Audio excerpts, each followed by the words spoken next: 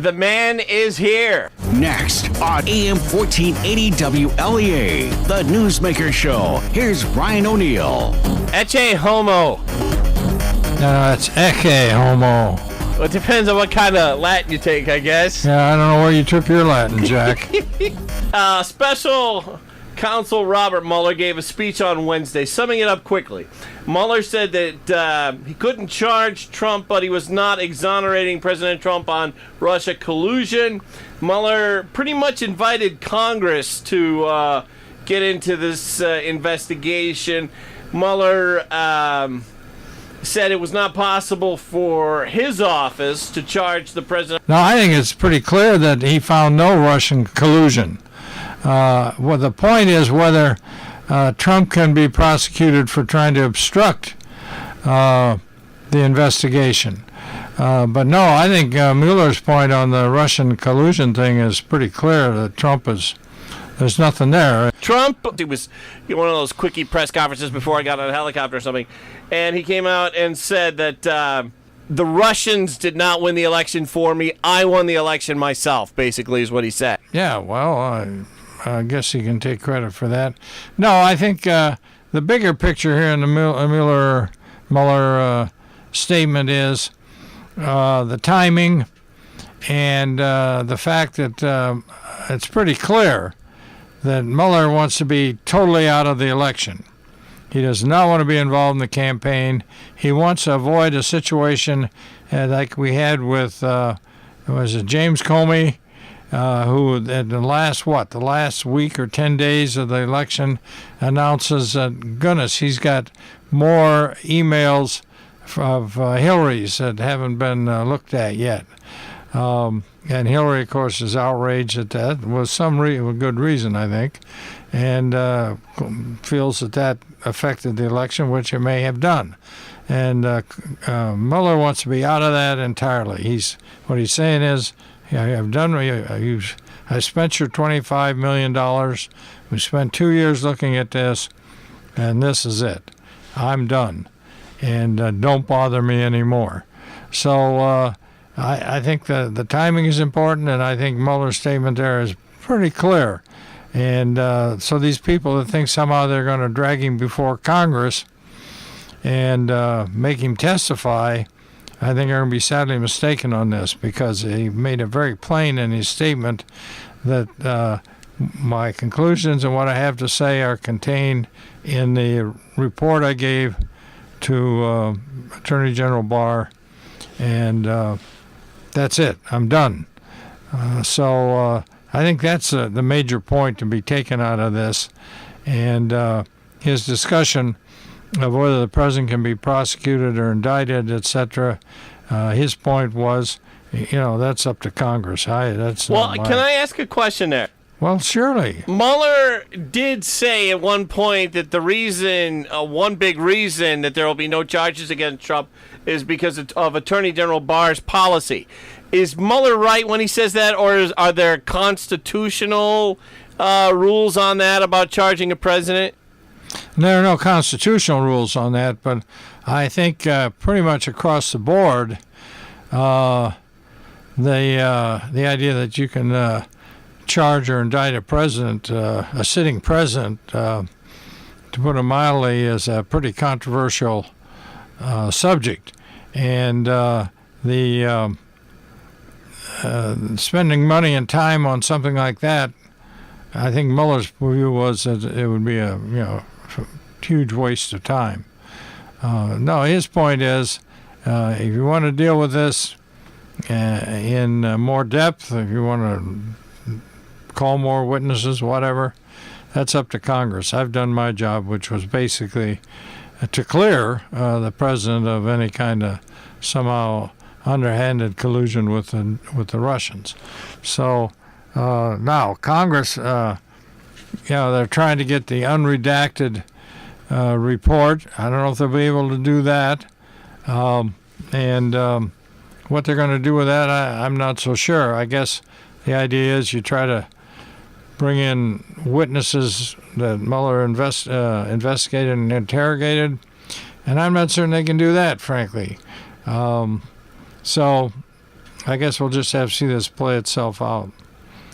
President Trump also said on Thursday during this brief presser on the lawn, it was what it sounded like on the radio, with the reporters, Trump said on Thursday that Mueller had conflicts because Mueller had asked him, Trump, for the top FBI job and did not get it.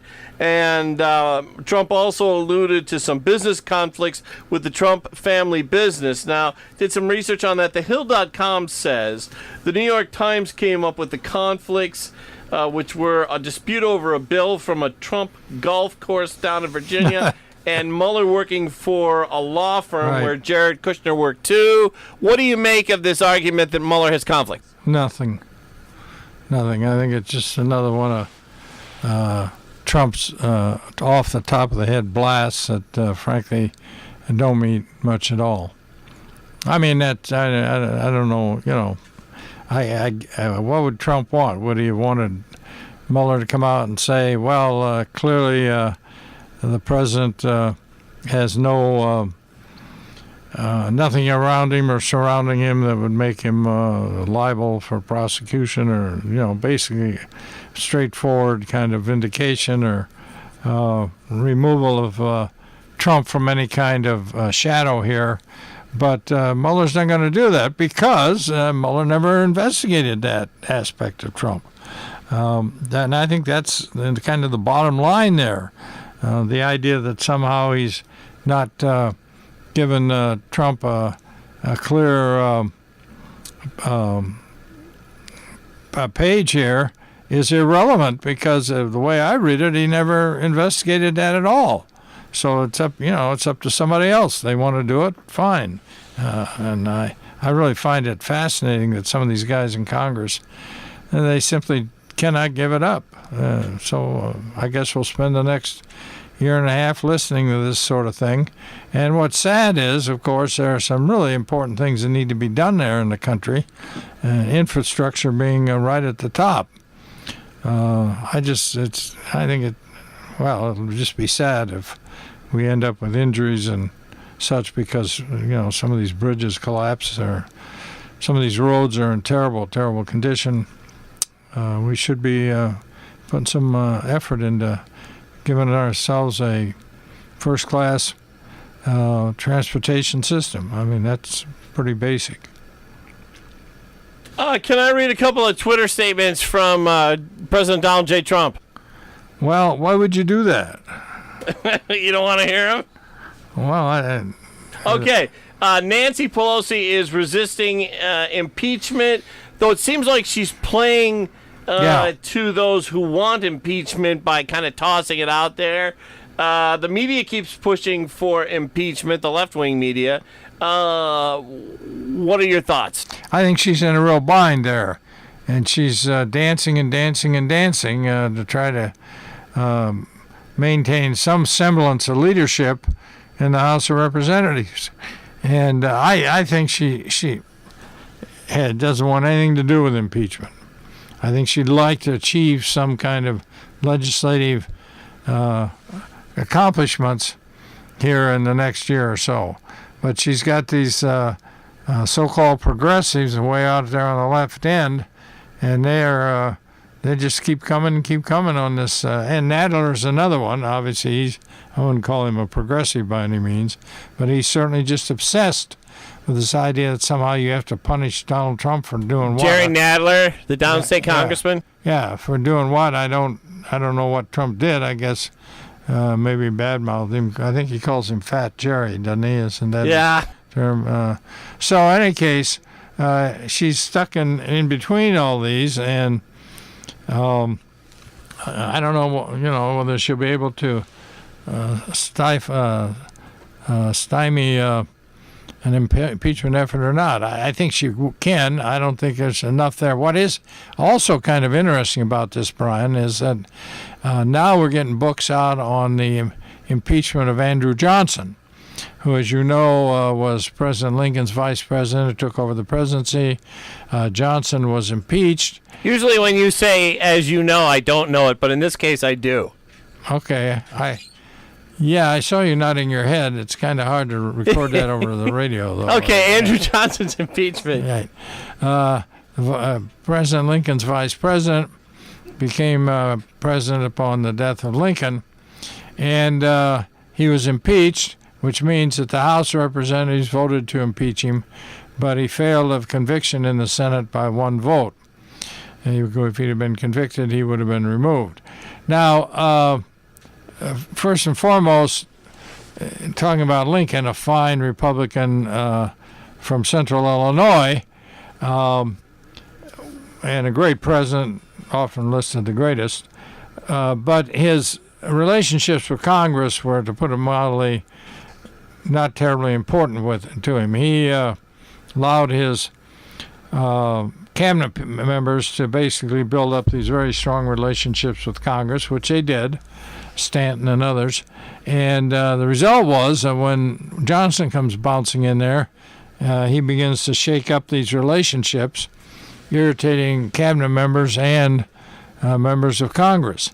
Now, this is not to say that Johnson's a nice guy. I really, I hear all kinds of views one way or another on that. But now you're getting these books out there on the impeachment process. Okay, that's kind of interesting. But you're also getting revisionist accounts of Johnson, that he was impeached because he was just a nasty guy. He wasn't pleasant. He tried to obstruct Reconstruction. And so he did a number of things. He didn't commit any crimes, mind you, but he just wasn't a nice guy, and that was good enough to impeach him. And you can see where this is going with that argument. So we'll see how far that plays, to try to reconstruct history and make a context to go after President Trump, although the Constitution clearly says high crimes and misdemeanors, which it seems to me is more than being insulting over Twitter or not being media. Our kind of people kind of thing. Yeah, right. Yeah, that seems right. to be a lot of it. Yes, I agree. He didn't go to our schools. Yeah, he's not our kind of guy. Yep. Congressman Tom Reed defended President Trump at a heated Hornell town hall the other night. Reed took a bunch of questions from a man out in the crowd who seemed to be frustrated that Reed didn't want to go in the direction of impeachment. I think there's only one Republican member that's going for impeachment. But anyways, Reed says, I asked him on a press call the other day, what do you think of the statements right after the Mueller speech from Senator Kamala Harris out in California? Reed says Senator Harris wants to run for president herself, so she wants Trump out of the way. And he was pretty dismissive of anything that Kamala Harris had to say. But will Kamala Harris be a factor in the future? Will Biden pick somebody like Kamala? Well, he could, yeah. As you know, the polls are showing Biden considerably ahead of anybody else in the Democrat primary right now. So he's on pretty strong ground there. But again, as we said earlier, being the front runner does open you up to all kinds of attacks and criticisms. And so that 18-point lead or whatever he has now could begin to shrink. On the other hand, it could get bigger. But he has to have a woman, and I think Kamala Harris. So from a state like California, of course, the Democrats are going to carry California regardless, so that doesn't make that much difference. I think he's looking around for something like that. Somebody whose shoulders he can rub occasionally when they're up there on the platform. And former Secretary of State, former Massachusetts Senator John Kerry might want to run for president. Oh, well, why not? Yeah. Does the Joe Biden campaign for president give hope to any kind of John Kerry hopes? Because, both are from the past there. Right. Let's see. Now, Kerry was Secretary of State. Secretary of State for Obama and a Massachusetts senator forever. Right. He has some credentials there. Anyway, I guess he can put his name in if he wants. He may be younger than Biden. I would guess he probably is. So might be a little something there. And plus, I believe he did run a pretty. He came pretty close to beating Bush there, didn't he? Came down to Ohio, I think. Was that the state? Yeah. So, yeah, I can see where he might be tempted here. Yeah. I remember they were at a debate. It was on TV, and I was announcing at the time down in Macon, Georgia. And I got on the air, and I was following debate. I said, I don't know if you're watching this debate right now, but they're arguing about flu shots. Yeah. I said they're arguing about the flu shot. That's what the big issue is tonight. Well, I don't know. It's the whole vaccination thing. Well, now it's a big issue. Yeah. Wasn't so much then. Well, you didn't think so. Obviously, our two leaders did. Okay, Alan Dershowitz. Can I read a Alan Dershowitz quote real quick? Alan Dershowitz says, he's talking about Mueller here. By implying that President Trump might have committed obstruction of justice, Mueller effectively invited Democrats to institute impeachment proceedings. I don't read it that way at all. I mean, Dershowitz. I don't see anything there that indicates that Trump that he implied that Trump had committed a crime. That's the way I read and I looked it over. I mean, the way I read it, he's saying that's not our business, and we didn't look into it, and that's up to Congress what they want to do. It seems to me it's pretty plain. So, go ahead. We're going to take a quick break, but we're going to be back real quick. It's where you get answers to important questions. It's where you get the most advanced care. It's where you are. The UR Medicine Women's Imaging and Breast Center is coming to Hornell in June, so you'll be able to get state-of-the-art breast imaging all in the Hornell Medical Office Building at 7309 Seneca Road North. Join us for an open house on June 6th from 3 to 5. The UR Medicine Women's Imaging and Breast Center, part of St. James Hospital. Back with Dr. Bob. Well, okay. Governor Andrew Cuomo wants to run for a fourth term. Alfred State history professor Dr. Nick Waddy believes Cuomo can stay as long as he wants, and Waddy only sees Cuomo leaving if a big offer comes from a Democrat administration for a Washington job. No. But you seem more hopeful that Cuomo could be ousted someday. Yeah. Oh, absolutely. But he's already announced he's running for 2022. So I don't know. I'm in some press conference or something somewhere. He said he'd planned to run in 2022, which, put it mildly, is reaching out there quite a bit farther than I think is necessary. But in terms of his electability, the longer you're there, and again, we've given you this axiom of politics, Brian. That friends come and go, enemies accumulate. And the longer you're in there, the more enemies you're going to accumulate. So you could be doing a pretty good job, actually, and you're still going to have people irritated for this reason or that reason.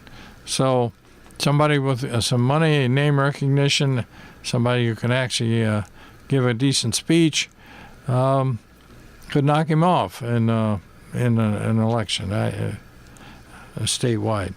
So, as long as we're on the topic of statewide politics, what do we know about the Kurt Crandall primary coming up on June 25th with George Borrello over in Chautauqua County for the Senator Young seat? Well, the one thing that kind of bothers me right now is that when we first saw some of Borrello's ads, and they're very well done, very expensive. It doesn't say much because there's not much he can say, but they're well put together, and they were labeled sponsored and paid for by the New York State Republican Campaign Committee. All right. Now, we have some problem with that.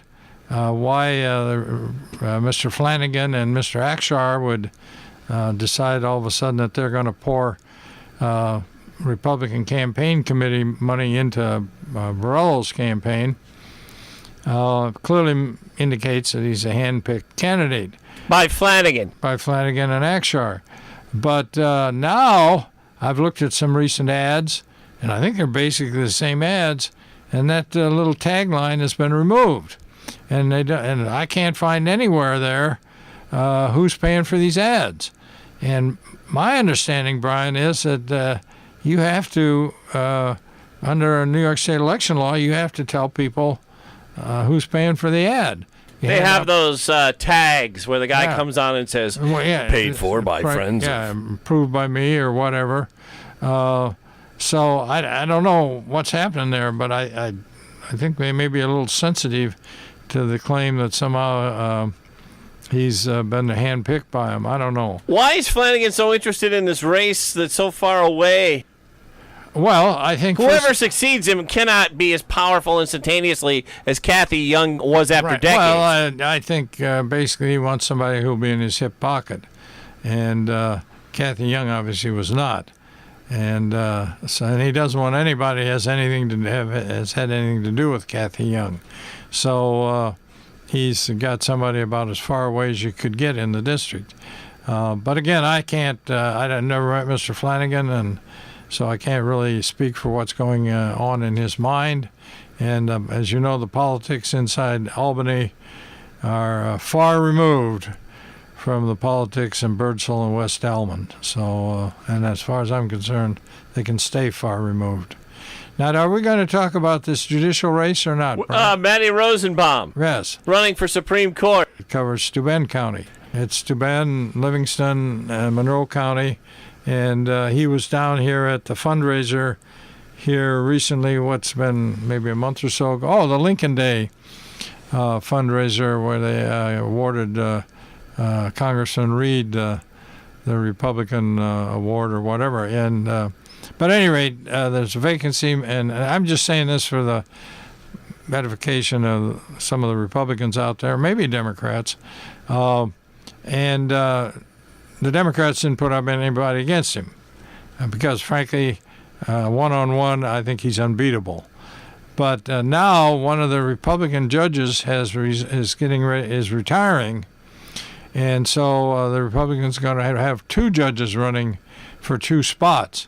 And once they do that, the theory is that the Democrats will put up opposition to both of them, so that once you get Matty Rosenbaum off there to the side, there's a chance of picking up a seat, I guess. So that he may well have some opposition there, and I think may well see a contest there in November. But you really don't care much about that stuff anyway. No, I'm big into judges' races. Yeah, well, judges' races are a little different kind of.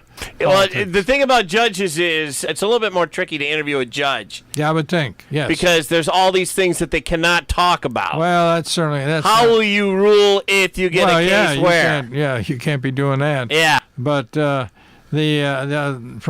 some of my political friends' point of view, I mean, you work hard to elect somebody judge, and then you can forget it because they're not going to.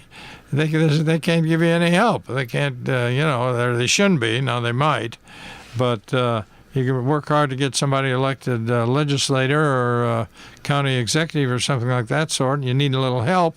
You give them a call, and maybe they can give you some help. But a judge, forget it. So now, you were on the thing to do is get quality people. That's the key. Yeah. You have some experience with this. You were like on the Birdsall Supreme Court or something like that. I get along fine with the folks in Birdsall. Fine people. What was your position? Well, yeah, I don't know. I've had many positions. Weren't you a judge somewhere? I've been on both sides of most any issue. Village justice in Alfred for 10 years. Hey, there you go. Yeah. We're not. Yes. What else do you need there? I guess we're done. Let's move on to the exciting weekend here, Brian. Have a great one. You too.